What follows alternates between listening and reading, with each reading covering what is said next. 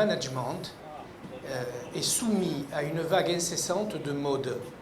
Aujourd'hui, en Europe, les entreprises qui ne font que du lean, strictement du lean, sont celles qui ont les plus mauvaises conditions de travail. C'est pour ça que j'écris ce livre, pour sortir des modes, donner aux dirigeants, aux DRH, à tous ceux qui sont chargés de la culture managériale d'une entreprise, leur donner un cadre d'observation de leurs organisations et de leurs structures qui leur permettent de décider quelle est la gouvernance dont ils ont besoin pour leur entreprise, au-delà des modes. En réalité, moi je voulais appeler ce bouquin « Le gentilhomme manager ». J'ai pris ça de Confucius. Un gentilhomme, c'est quelqu'un qui aime l'humain et qui connaît l'humain. Et moi je crois que ce sont deux qualités fondamentales de manager. On a un siècle de sciences humaines. Un siècle de sciences humaines très opératives.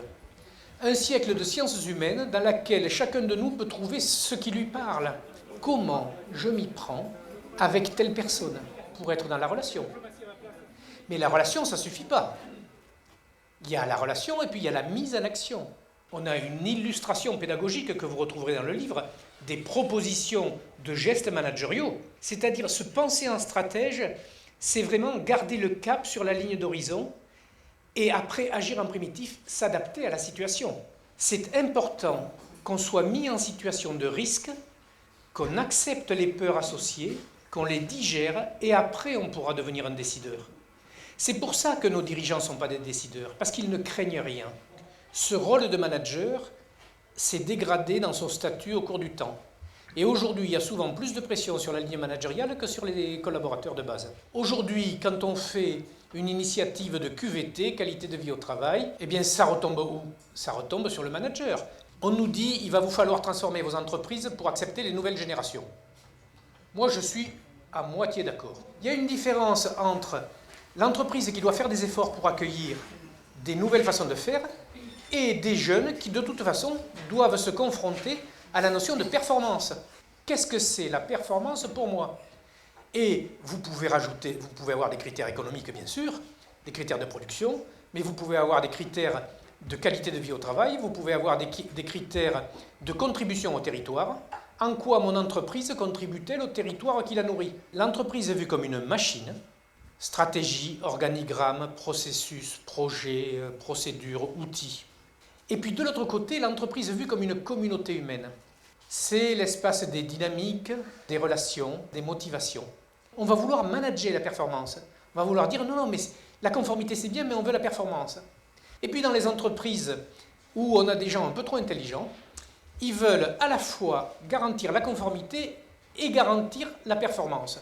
Et ils mettent en place des usines à gaz qui asphyxient absolument toutes leurs équipes par un excès de contrôle, un pointillisme fou, et ça anesthésie toute capacité d'innovation, toute capacité de réelle performance. Tout acte managérial doit répondre aux exigences du système objet, du monde de la machine, il doit être structurant, et répondre aux exigences de la communauté humaine, c'est-à-dire il doit être mobilisateur, épanouissant.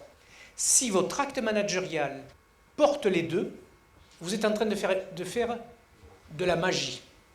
Vous aurez des résultats hors du commun. S'il n'est que d'un côté ou que de l'autre, soit ça va stériliser les initiatives, soit ça va être un peu trop de management à l'affectif, un peu trop mou, qui ne tiendra pas face à la contrainte extérieure. Si vous n'avez pas de rythme managériaux, c'est comme si vous n'aviez pas de pensée managériale. Le commandement, qui est un acte d'autorité, on ne peut pas l'imaginer en dehors d'un cadre éthique précis. Le manager est au service de l'unité ou de l'organisation qu'il dirige. Trouvez ce qui vous fait du bien, ce qui vous permet d'être conscient de ce qui se passe en vous, ce qui permet de construire votre endurance, votre ténacité, votre vision, votre capacité à décider, votre capacité à vous mettre au service du collectif.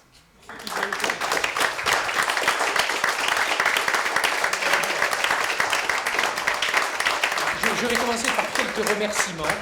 Anne-Sophie, qui est ma coach en écriture, elle m'a aidé, si vous voulez, à d'abord soigner ma mégalomanie, parce que je voulais écrire la Bible du management. Bogena, qui n'est pas là ce soir, elle a une quinzaine de jours là où elle donne des cours au Canada, suite à la publication de son livre. Donc Jean-Claude Catala, qui est un des associés du cabinet aussi, Pour moi, il a le statut d'éveillé. C'est celui qui est au courant de tout, qui connaît les dernières tendances, qui a toujours l'info sur le sujet qui va bien. Céline Michel, qui est là, qui se cache au fond, c'est celle sans qui je n'aurais pas pris certains risques. C'est-à-dire que parce qu'elle est là, parce qu'elle est sécurisante et enthousiaste, elle m'a permis de prendre des missions qui auraient pu être casse-cou et qui nous ont énormément aidés à structurer notre vision globale sur la gouvernance des entreprises. Il y a Laurent Gessé qui n'est pas là ce soir, mais avec Céline, ce sont les deux piliers producteurs du cabinet. Sans eux, on fait faillite. Donc, merci à Laurent, qui est un ami solide et un consultant magnifique. Jean Pagès est quelqu'un de spécial pour moi. Il a été mon professeur en coaching. C'est un peu mon mentor, mon modèle, celui que j'aimerais être si j'étais moins bourrin. Enfin bon, on fait ce qu'on peut. Gaël Le Tranchant, mon éditeur, qui est là, qui a hésité quand même, mais qui a investi.